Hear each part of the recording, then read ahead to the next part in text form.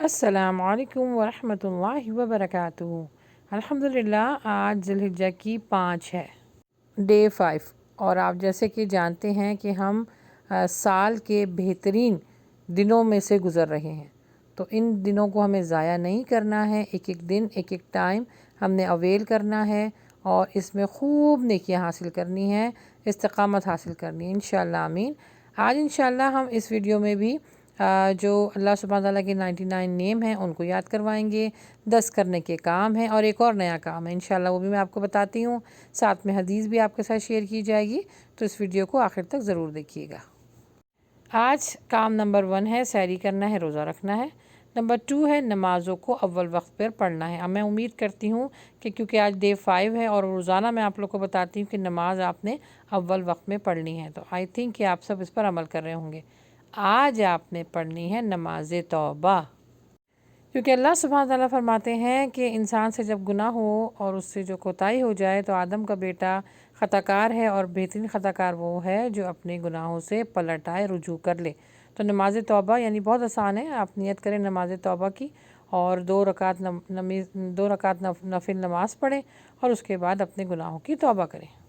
Number 3 ہے پورے دن کی 12 رکعتیں پڑھنی ہیں، اور یہ حدیث بھی آپ کے ساتھ شیئر ہوگی اور اس کا طریقہ آپ کو بتایا جائے گا کہ دن بھر کی کون کون سی 12 رکعتیں ہیں اور ان کو کس طرح پڑھنا ہے، اسی ویڈیو میں آپ کے ساتھ شیئر کیا جائے گا۔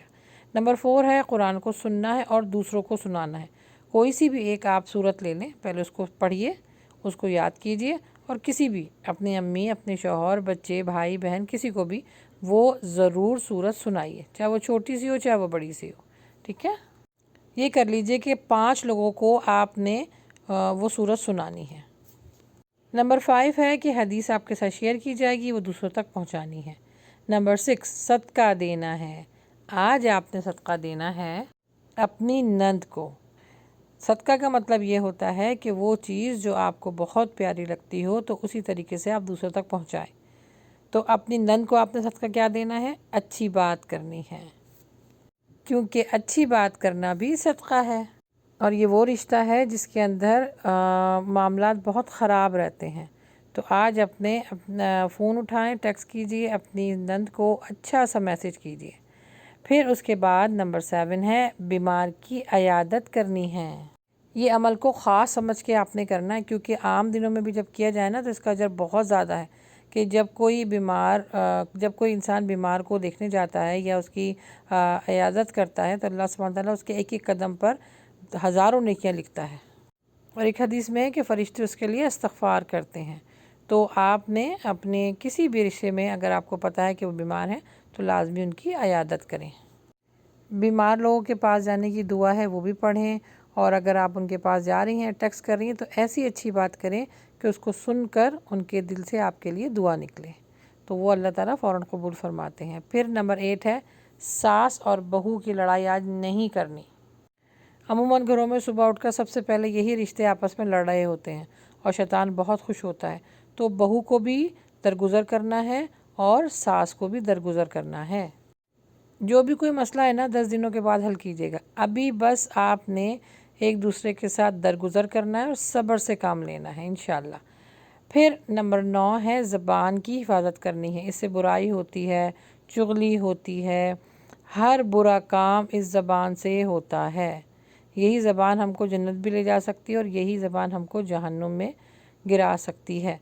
تو زبان کا استعمال کرنے سے پہلے 10 دفعہ ضرور سوچیے گا، بلکہ حضرت لقمان کی وہ جو کہاوت ہے جو انہوں نے اپنے بیٹے کے لیے کہی تھی وہ یاد کریں کہ اے بیٹے میں چپ رہ کے کبھی نہیں پچھتایا۔ تو ان 10 دنوں میں کوشش کریں کہ چپ ہی رہیں، بس ضرورت کی بات کریں، نیکی کی بات کریں اور قرآن کو پڑھیں اور پڑھائیں انشاءاللہ۔ پھر نمبر 10 ہے دعا، اور پھر وہی ہمارا بھی کام اور آپ کا بھی کام، اس ویڈیو کو دوسروں کے ساتھ بھی شیئر کریں کیونکہ یہ بھی صدقہ ہے۔ اچھا، آپ کو انشاءاللہ دعا، ذکر و اذکار، تسبیحات اینڈ میں ساری چیزیں جو ہے وہ سکھاؤں گی۔ آج ایک آپ نے نیا کام اپنے بچوں سے کروانا ہے۔ آج بچوں کو آپ نے کہنا ہے کہ تکبیرات اونچی آواز میں آپ نے پڑھنی ہے۔ بچی اگر چھوٹی ہیں تو وہ بھی اونچی آواز میں پڑھ سکتی ہیں، لیکن اگر بڑی بچیاں ہیں، لڑکیاں ہیں، تو اونچی آواز میں نہیں پڑھیں گی۔ لڑکے اونچی آواز میں تکبیرات پڑھیں، جس طرح یہ سارے بچے نکلے نا گلی میں اپنے محلے میں اور جو ہے وہ اللہ کے دین کو پھیلا رہے ہیں، تو اونچی آواز میں آپ نے تکبیرات پڑھوانی ہیں اپنے بچوں سے۔ بھلے سے اگر جس کو یاد نہیں ہے تو ان سے کہیں صرف یہ 3 ہی کلمات زور زور سے پڑھیں، سبحان اللہ، الحمدللہ، اللہ اکبر۔ لیکن مجھے میں امید کرتی ہوں کہ سارے لوگوں کو تکبیرات تو پڑھنی آتی ہوں گی، اور نہیں آتی تو اپنے بچوں کو سکھائیں، تو یہ بھی صدقہ جاریہ میں لکھا جائے گا، اور یہ بھی آج کے عمل میں اللہ سبحانہ تعالیٰ خاص بنا کے لکھے گا۔ دیکھیے نا، ہمارے اگر محلے میں کوئی میلاد ہو رہا ہوتا ہے یا کوئی جو وہ ڈے آتا ہے، تو بچے جو ہے وہ اونچی آواز میں نعرے بھی لگا رہے ہوتے ہیں اور نعتیں بھی پڑھ رہے ہوتے ہیں۔ انڈیپینڈنس ڈے آتا ہے تو اس میں ملی نغمے بھی گا رہے ہوتے ہیں، تو یہ سب کر سکتے ہیں ہم، تو یہ کیوں نہیں کر سکتے کہ اپنے بچوں کو اس چیز کی تعلیم دیں کہ آج بچوں آپ لوگوں نے گلی میں کھڑے ہو کر جو ہے وہ اونچی آواز میں تکبیرات پڑھنی ہیں، تاکہ جتنے لوگ سنیں گے وہ بھی پڑھیں گے تو اس کا ثواب بھی بچوں کو ملے گا۔ اس کی حدیث میں آپ کو بتاتی ہوں۔ حضرت عمر اور حضرت ابو بکر یہ محلے میں نکل جایا کرتے تھے اور اونچی آواز میں تکبیرات پڑھا کرتے تھے کہ تاکہ سب کو پتہ چلے کہ ذی الحجہ کا مہینہ شروع ہو گیا ہے۔ تو اب آپ اپنے بچوں کے ذریعے محلے والوں کو بتائیے کہ تکبیرات پڑھنی بھی ہیں اور اونچی آواز میں پڑھنی ہے انشاءاللہ۔ تو مجھے ضرور گروپ میں بتائیے گا کس کس نے اس بہترین عمل پر عمل کیا۔ اس کے بعد آج کی پیاری حدیث، جنت آن سیل، جی ہاں، صرف 12 رکعتیں پڑھنے پر جنت میں گھر خریدیے۔ اللہ کے نبی صلی اللہ علیہ وآلہ وسلم سے ارشاد ہے کہ جو شخص ایک دن میں 12 رکعتیں بطور نفل نماز پڑھتا ہے، اس کے لیے ان کے بدلے جنت میں ایک گھر بنا دیا جاتا ہے۔ سبحان اللہ۔ اور یہ نفل عبادت فرض کے بعد ہے جو دن بھر میں پڑھی جاتی ہیں۔ اور حبیبہ فرماتی ہیں، میں نے اس بات کو سننے کے بعد یہ نفل نماز کبھی نہیں چھوڑی، اور وہ دن بھر کی رکعتیں ہیں: فجر سے پہلے 2، ظہر سے پہلے 4 اور ظہر کے بعد 2، مغرب کے بعد 2 اور عشاء کے بعد 2۔ لیجئے، بن گیا آپ کا گھر جنت میں۔ ان نفلوں کو پڑھنے کی عادت بنائیے اور اہتمام بھی کیجئے، اور اس ویڈیو کو زیادہ سے زیادہ شیئر کریں تاکہ آپ بھی اس کار خیر میں حصہ لے سکیں اور جنت میں گھر بنا سکیں۔ آمین۔ آج کا پیارا ذکر ہے سبحان اللہ والحمد للہ ولا الہ الا اللہ واللہ اکبر۔ آج کی دعا ہے، یا بدیع السماوات یا حی یا قیوم انی اسألک۔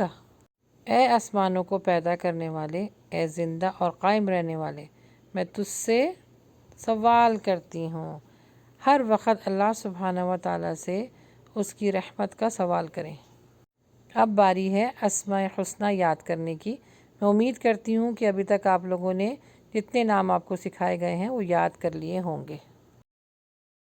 الجلیل یا اللہ، الکریم یا اللہ، الرقیب یا اللہ، المجیب یا اللہ، الواسع یا اللہ، الحکیم یا اللہ، الودود یا اللہ، المجید یا اللہ، الباعث یا اللہ، الشہید